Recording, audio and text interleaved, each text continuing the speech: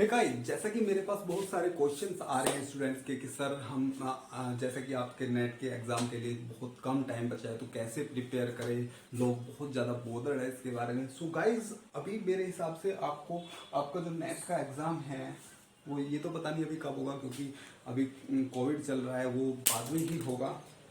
अभी पता नहीं कब होगा, लेकिन जब भी होगा सो अभी सबसे पहली बात तो ये है कि आप चिल हो जाओ, रिलैक्स हो जाओ, क्योंकि जितना एग्जाम पास आता है उतना आपको पता है कि हमारा जो टेंशन का लेवल है वो हाई होता जाता है।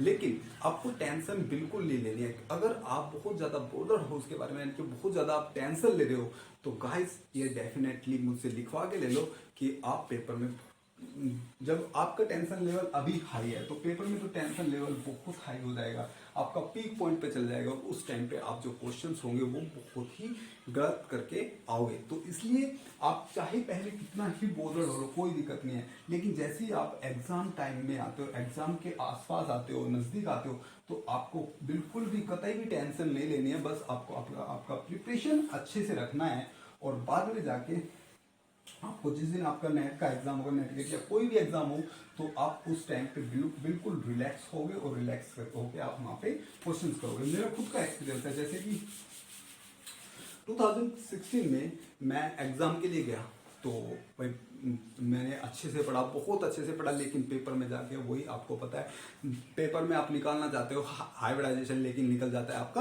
हाइब्रिडाइजेशन। सो देखो गाइज, वहाँ पे जाके बहुत ज़्यादा टेंशन होता है, बहुत ज़्यादा टेंशन, बहुत ज़्यादा, ठीक है ना। तो वहाँ पे जाके मुझे भी ऐसा ही फील हुआ, तो मेरे कुछ क्वेश्चंस गलत हो गए। वैसे मेरा नेट क्लियर हो गया था लेकिन जीआरएफ नहीं हो पाया था।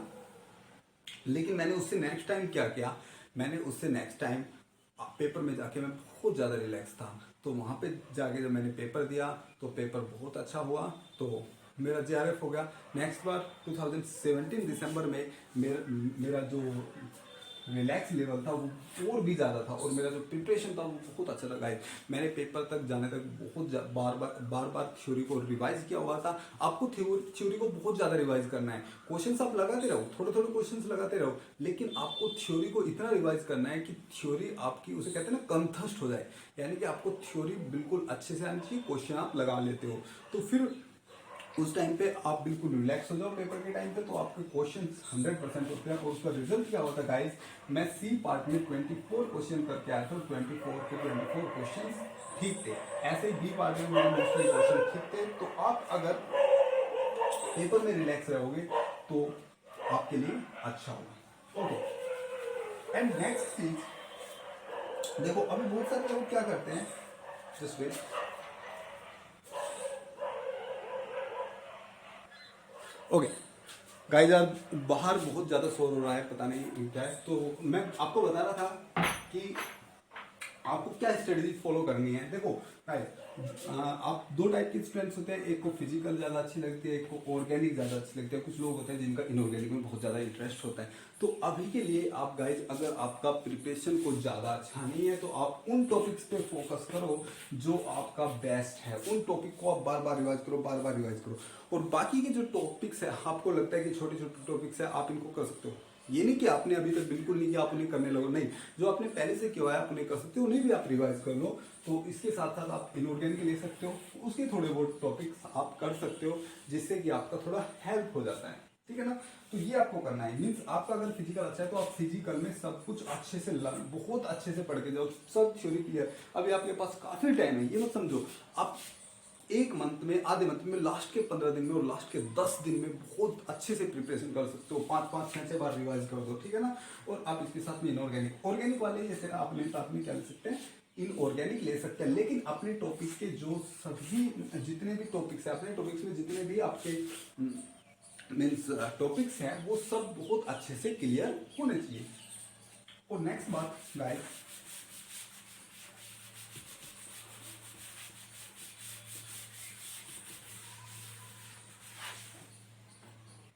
नेक्स्ट आपका ये है कि कुछ लोग ऐसा करते हैं कि लास्ट टाइम में, अरे भाई मेरा काइनेटिक्स रह गया यार, तो लास्ट टाइम में काइनेटिक्स पढ़ने लगते हैं। अरे भाई मत पढ़ो, क्योंकि बाद में वो काइनेटिक्स ही आपको प्रॉब्लम करने वाला है। आपका ना तो काइनेटिक्स रहेगा ना आपका कुछ रहेगा, तो लास्ट में आप चिल हो जाओ। और पेपर वाले दिन, मेरे हिसाब से पेपर वाले दिन आपको बिल्कुल भी नहीं पढ़ना चाहिए। वैसे आप पढ़ो, जिसमें पढ़ना है, जिसे पढ़ना है पढ़ो, लेकिन आपको अपना रिलैक्स लेवल बहुत अच्छा रखना है, यानी कि आपको चिल होके पढ़ना है।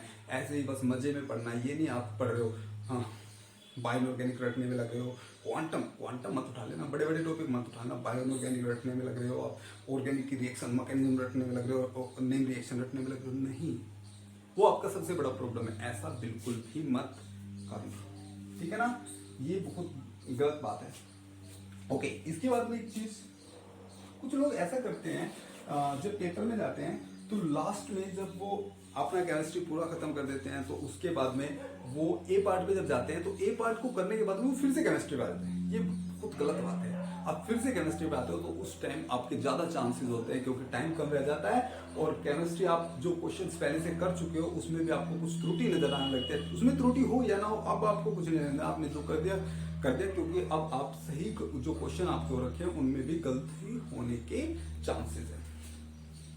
तीसरी बात, कुछ लोग पेपर में ब्लेड लेके जाते हैं, इरेजर लेके जाते हैं। वो क्या करते हैं, वो अपने जो बबल्स होते हैं उन्हें अच्छे से फिल कर देते हैं पेन से, और फिर देखते हैं तो गलत है, उसे ब्लेड से स्क्रैच करते हैं। ऐसा मत क्या करो, ये बहुत गलत है, ठीक है ना। तो वो क्या करता है, आप ये यहाँ से स्क्रैच करते हो, दूसरा आप लिखते हो, भाई उसके नीचे कार्बन कॉपी होती है, दोनों को रीड कर लेता है वो, आपका वो क्वेश्चन गलत हो जाता है, ठीक है ना।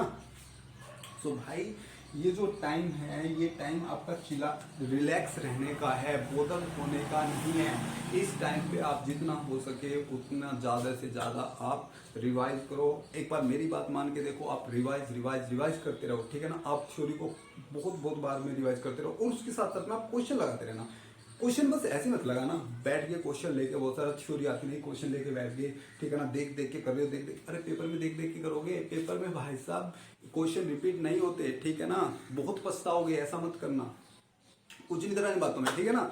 तो आपको थ्योरी बहुत अच्छे से क्लियर होनी चाहिए। लेट्स से एक क्वेश्चन आ गया आपका थर्मोडायनेमिक्स, देख तो लिया थर्मोडायनेमिक्स से है, वो जो आपका क्वेश्चन करके गए थे, यार ऐसा क्वेश्चन तो मैंने नहीं पढ़ा, न्यू क्वेश्चन है। अरे भाई अगर आपने थ्योरी पढ़ रखी होती तो आप क्वेश्चन बहुत अच्छे से करके आते। और गाइस आपको वो फॉर्मूला जो मैंने बताया था वो जरूर अपनाना है। जो क्वेश्चन आप करके नहीं गए, जो चीज आप करके नहीं गए, लेट्स से आप सॉलिड स्टेट नहीं करके गए, तो वहां पे जाके सॉलिड स्टेट के क्वेश्चन पे कट मार दो। सॉलिड स्टेट का क्वेश्चन चाहे कितना भी सिंपल है, आपको देखना नहीं है, गलत होने के चांसेस ज्यादा रहते हैं, ठीक है ना। और आप अपने पास 3 टाइप के मार्क रखो, एक ये और एक ये। जो क्वेश्चन आपसे बिल्कुल 100% हो रहा है उसके ये टिक मार दो, इसे बाद में कभी देखना नहीं है, ठीक है ना। दूसरा ये वाला जो आपसे आना ही नहीं है, जो आपको पता है ये आएगा ही नहीं मुझसे, उस पर भी ये मार दो, ये भी बाद में नहीं देखना।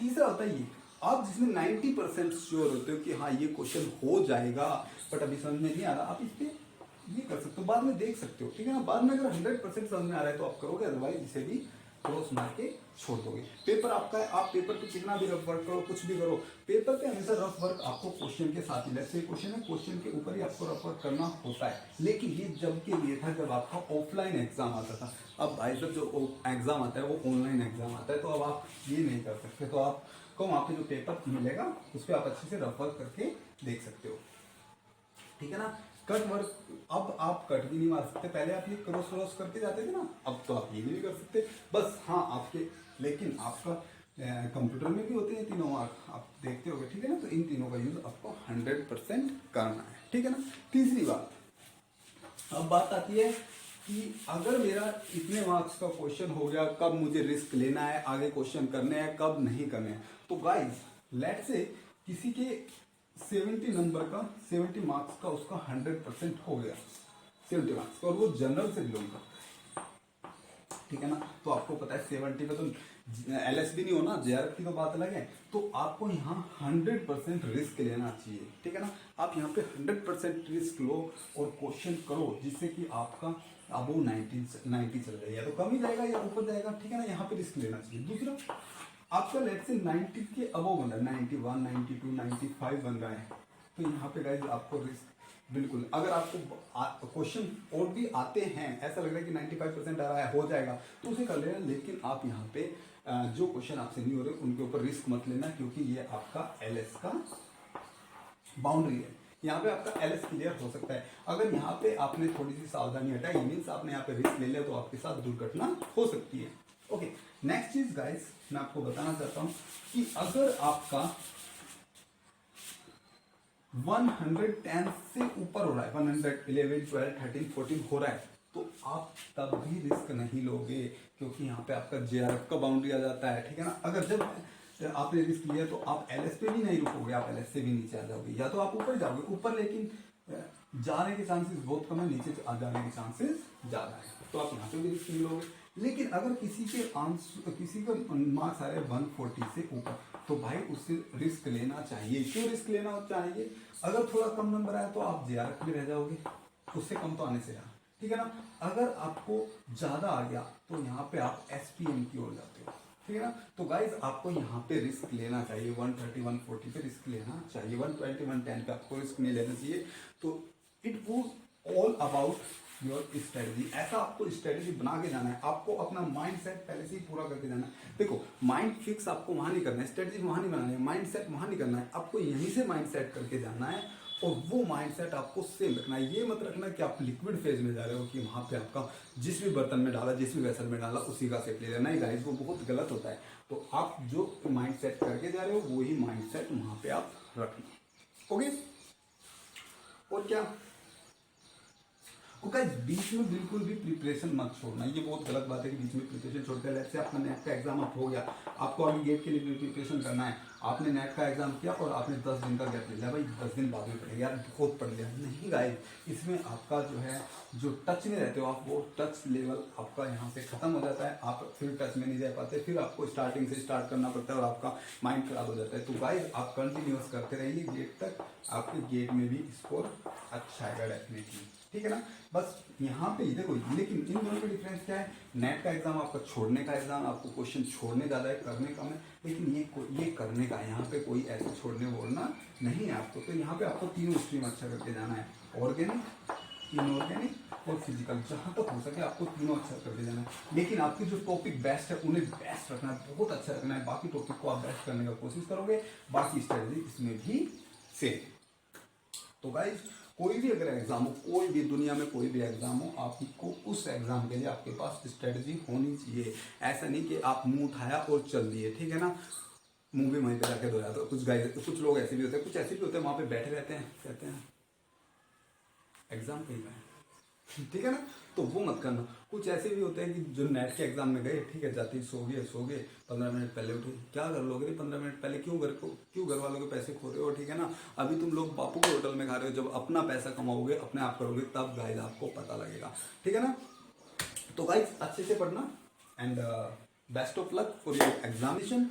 और अभी हम आपके लिए क्लासेस लेके आते रहेंगे, इंपॉर्टेंट टॉपिक्स लेके आते रहेंगे। हम क्वेश्चन भी बहुत सारे आपको सॉल्व कराएंगे साथ साथ में, और थ्योरीज आपको, हमारी ज़्यादा से ज़्यादा कोशिश रहेगी कि आपकी थ्योरी हम क्लियर कराएं।